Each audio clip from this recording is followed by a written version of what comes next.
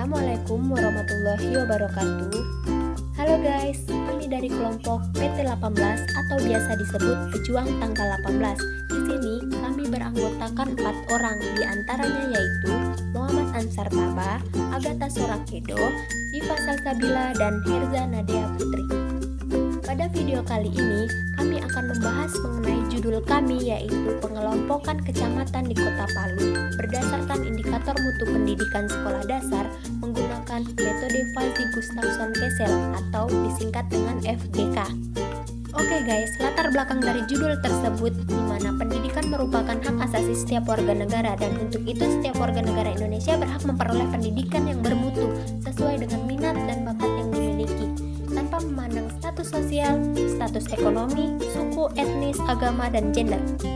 Mutu pendidikan terdiri dari kata mutu dan pendidikan.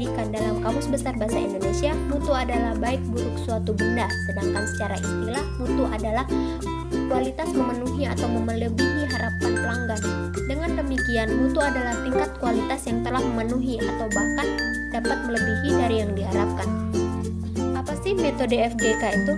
Metode FGK adalah metode clustering yang terawasi, dan keunggulan dari metode ini yaitu nilai pembentuk matriks disebut adjective distance norm yang diperbarui di setiap iterasi, sehingga metode ini mampu lebih menyesuaikan dengan bentuk geometris. Fungsi keanggotaan yang tepat untuk sebuah himpunan data FGK tersebut termasuk jenis soft clustering yang pengelompokan data dalam klaster di mana setiap data dapat menjadi anggota dari beberapa klaster dengan derajat keanggotaan yang berbeda-beda. Dalam mengetahui jumlah klaster optimum pada analisis kelompok menggunakan indeks validitas, salah satunya yaitu indeks Sibeni. Indeks ini memiliki keandalan dan ketepatan yang tinggi dalam menentukan jumlah klaster optimum. Pengelompokan mutu pendidikan perlu dilakukan untuk mengetahui sekolah mana saja yang perlu mendapatkan perhatian lebih. Selain itu, evaluasi standar nasional pendidikan juga perlu dilakukan untuk mengetahui apakah sistem penilaian yang dilakukan sudah tepat atau belum. Salah satu metode dalam pengelompokan adalah Fuzzy Gustafson Kessel atau biasa disebut FGK. Sehingga dalam penelitian ini penulis menggunakan metode Fuzzy Gustafson Kessel untuk mengelompokkan kecamatan di Kota Palu berdasarkan indikator mutu pendidikan sekolah dasar. Tujuan dari penelitian ini adalah mendapatkan hasil pengelompokan kecamatan di Kota Palu berdasarkan indikator mutu pendidikan sekolah dasar menggunakan Fuzzy Gustafson Kessel. Metode penelitian. Populasi yang digunakan dalam penelitian ini adalah mutu pendidikan sekolah dasar SD di Kota Palu. Sampel yang digunakan dalam penelitian ini adalah mutu pendidikan sekolah dasar per kecamatan di Kota Palu. Prosedur pengambilan data. Data yang digunakan dalam penelitian ini adalah data sekunder yang bersumber dari website resmi Kementerian Pendidikan dan Kebudayaan atau Kemdikbud tahun 2020 dengan jumlah 8 kecamatan di Kota Palu.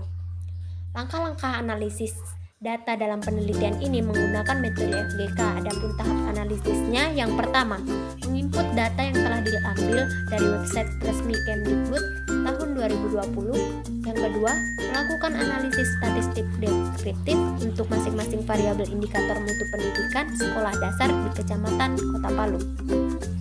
Ketiga, melakukan langkah-langkah algoritma FGK. Yang keempat, memperoleh hasil klaster dari analisis FGK. Yang kelima, visualisasi data hasil klaster berupa peta wilayah Kota Palu. Dan yang keenam itu interpretasi dan membuat kesimpulan. Baik, selanjutnya kita akan melakukan analisis data dengan menggunakan software. Tahap pertama, kita perlu melakukan install package yang digunakan dalam menganalisis dengan menggunakan metode Fuzzy Gustafson Kessel. Adapun package yang digunakan adalah ADV Class, Inaparts, ggplot2, Livefit, dan dpdr. Untuk menginstal package kita bisa menggunakan sintaks yang ini, di mana dalam titik 2 kita tinggal memasukkan nama package yang mau diinstal. Kemudian kita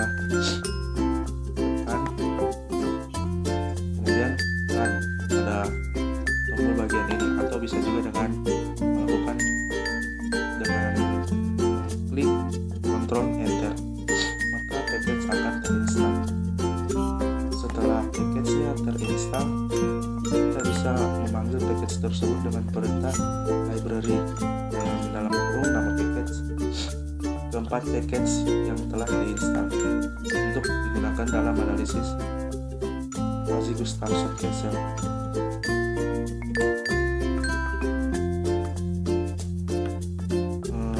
Selanjutnya kita akan memanggil data dengan menggunakan sintaks yang ini.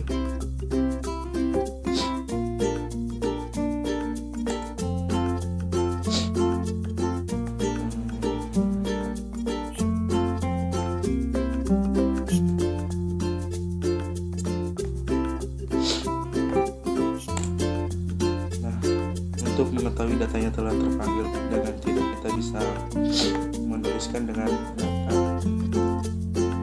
satu, kemudian klik Ctrl Enter. Nah, bisa dilihat data yang digunakan adalah data per kecamatan dengan variabel X sampai dengan 8.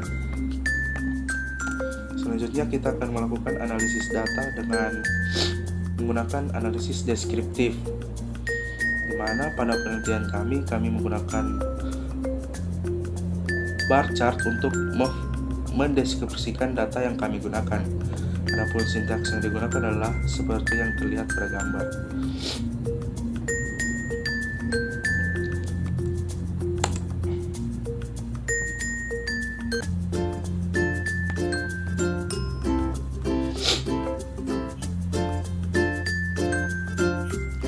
Nah, ini bar chart yang didapatkan dari hasil analisis deskriptif untuk variabel X1.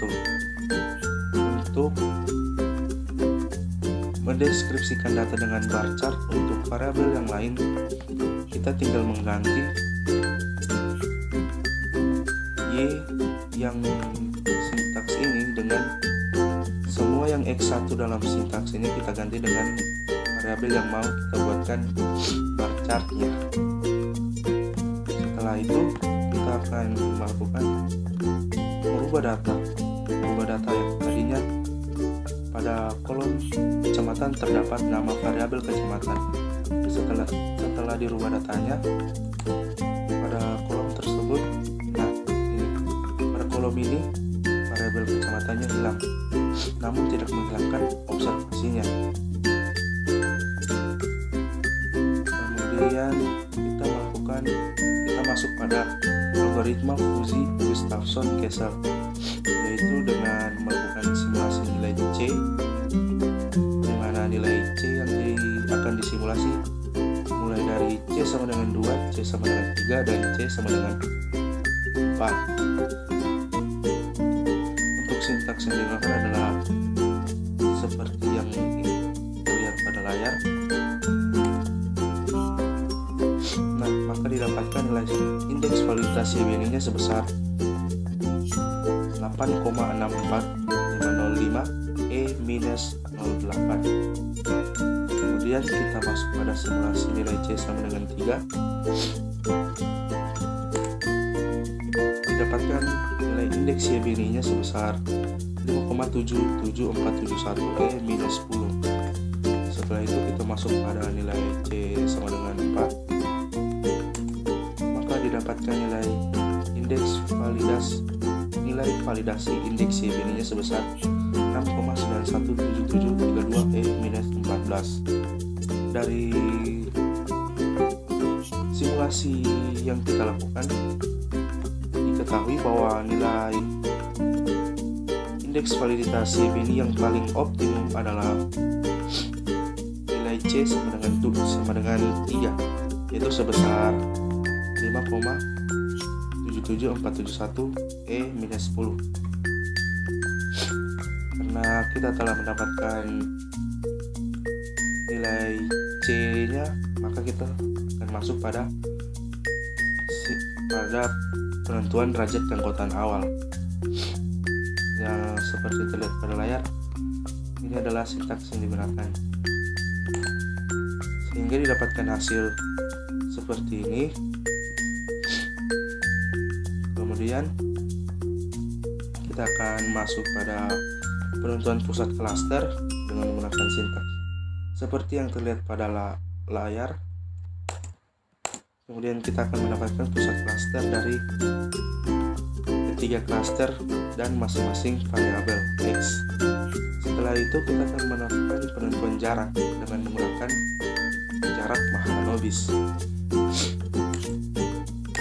sehingga didapatkan hasil seperti ini.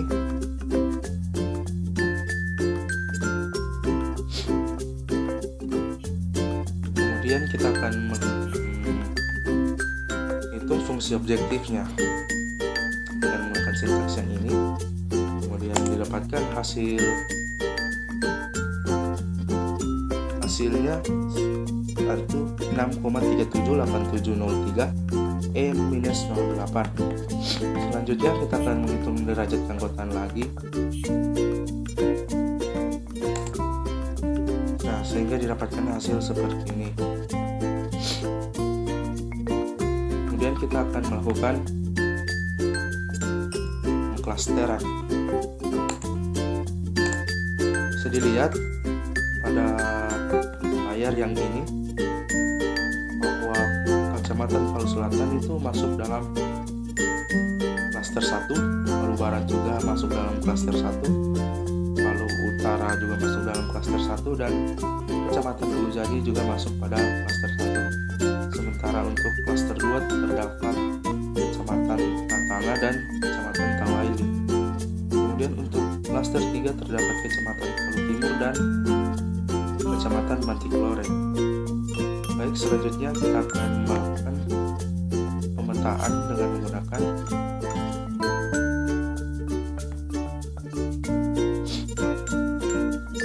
R. Adapun sintaks yang digunakan adalah seperti terlihat pada gambar.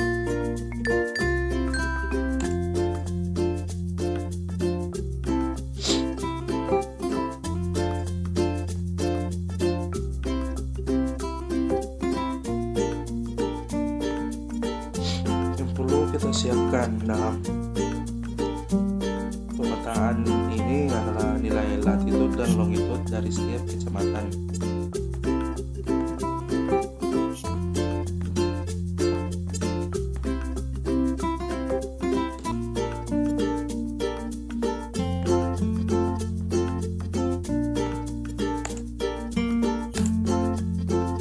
Sintaks yang digunakan,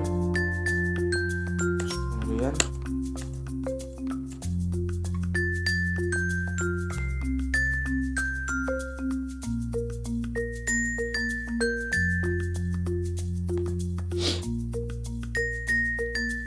ini adalah hasil visualisasinya, hanya berupa titik-titik koordinat latitude dan longitude, di mana titik yang merah ini masuk pada klaster 2, yaitu terdapat Kecamatan Tawaili dan Kecamatan Tatanga. Sementara untuk titik berwarna biru ini untuk klaster 1, terdiri dari Kecamatan Palu Utara, Kecamatan Ulu Jati, Kecamatan Palu Barat, dan Kecamatan Palu Selatan. Sedangkan untuk titik yang berwarna hijau adalah untuk menandakan klaster 3, yaitu terdapat Kecamatan Mantiklore dan Kecamatan Palu Timur.